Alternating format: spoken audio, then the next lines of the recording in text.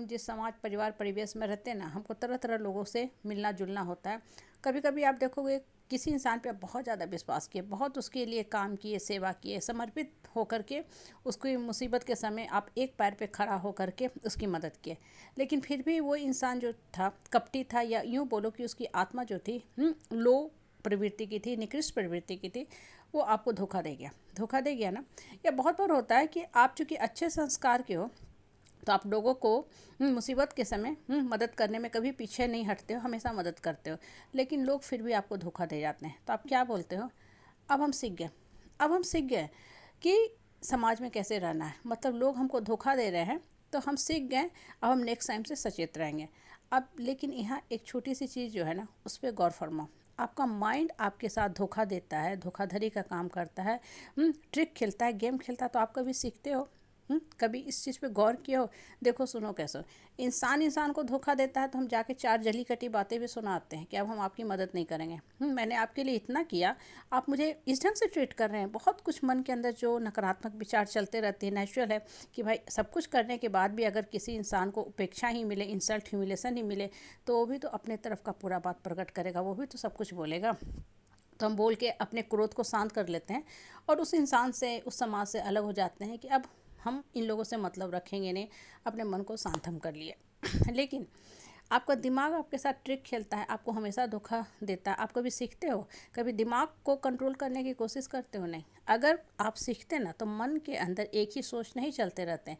Life में बहुत सारी घटनाएं होती है, अनवांटेड चीज़ें घटित होते रहती हैं, चलते रहती हैं, लेकिन हम कभी उससे सीख लेने का कोशिश करते हैं? नहीं। अगर सीख लेते हैं ना, तो हर इंसान का जीवन ऊपर की तरफ उठ जाता है, लेकिन हम लोग सीख नहीं लेते हैं। इसलिए लाइफ जो होता है ना, उसी पैटर्न में एज इट इज चलता रहता है और हमारा जीवन जो होता है निगेटिविटी के गिरफ्त में चला जाता है। मन का काम ही होता है सोचना। हम प्रेयर मेडिटेशन करते हैं, उसके बाद अपने आप को क्या करते हैं? अब हम सिर्फ अच्छा सोचेंगे, कोई भी गलत बात अपने दिमाग में आने नहीं देंगे। ये लोग क्या बोलते हैं, नहीं बोलते हैं, उससे हमको कोई सरोकार नहीं, उससे हमको कोई मतलब नहीं। ये चीज़ें कह के अपने आप का कंसोलिंग कर लेते हैं, अपने आप को सांत्वना दे देते हैं। थोड़ा देर मन शांत हो जाता है, ठीक हो जाता है, लेकिन फिर से आप देखोगे मन आपको, माइंड आपको धोखा देना शुरू करता है। आपको पता ही नहीं चला आप कैसे उसी गिरफ्त में चले गए। फिर वही पुरानी बातें आपको खींच रही हैं, करते करते आप गिर जाते हो। फिर से आपका नेक्स्ट डे का वही काम शुरू होता है, मेडिटेशन करते हो, फिर से थोड़ा देर मन शांत रहता है, फिर माइंड आपको खींच लेता है। इसलिए बाहर की दुनिया से ना लड़ना छोड़ो, पहले अपने मन को कंट्रोल करना सीखो, मन से लड़ो, और यही सबसे मुश्किल काम होता है। इसलिए डेली हम मेडिटेशन करते हैं और हमेशा हर क्षण अपने आप को याद कराते रहते हैं कि हमको अपने मन को श्रेष्ठ दिशा में लेके जाना है, अच्छी बातों का चिंतन मंथन करना है। माइंड जो होता है ना, हमेशा धोखा देता है। थोड़ा देर के लिए आप छोड़ दिए ना, आपको पता ही नहीं चलेगा माइंड कहाँ लेके चला गया। आप जैसे होता ना, गाड़ी चला रहे थे रोड पे, जाना कहीं और था, दिमाग कुछ और सोच रहा था, आपको टर्न लेना था कहीं और, आप चले कहीं और गए, और बहुत लंबी दूरी तय करके फिर आपको अपना गंतव्य स्थल मिला, आप अपने डेस्टिनेशन की तरफ लौटे।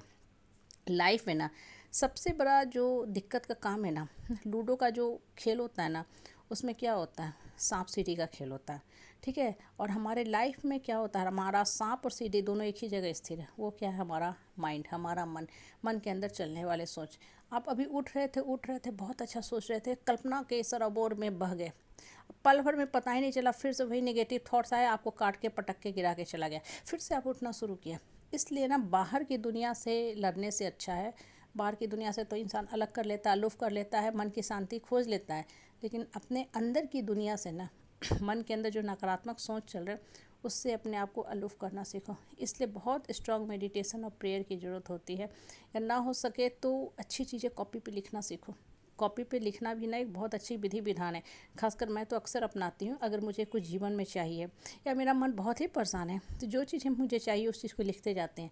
तब तक लिखते हैं जब तक मेरा मन शांत ना हो जाए। कभी 11 बार लिखते हैं, कभी 21 बार भी लिख लेते हैं, कभी दिन में 3 बार 11 बार लिख लेते हैं। तो उससे क्या होता है ना, मन स्वीकार लेता है कि हाँ ये काम तुम्हारा हो जाएगा। कोई भी काम हो, नॉर्मल काम है, जैसे हमको शांति चाहिए, ठीक है, हम बहुत अच्छा से चैंटिंग करेंगे, इसी चीज़ को हम 11 बार लिख लेते हैं।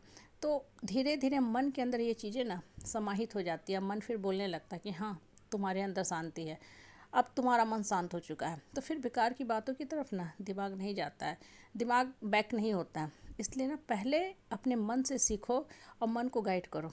जब ये दोनों चीज़ें कोऑर्डिनेट होते जाएंगे ना, तो लाइफ ऊपर की तरफ उठता ही जाएगा।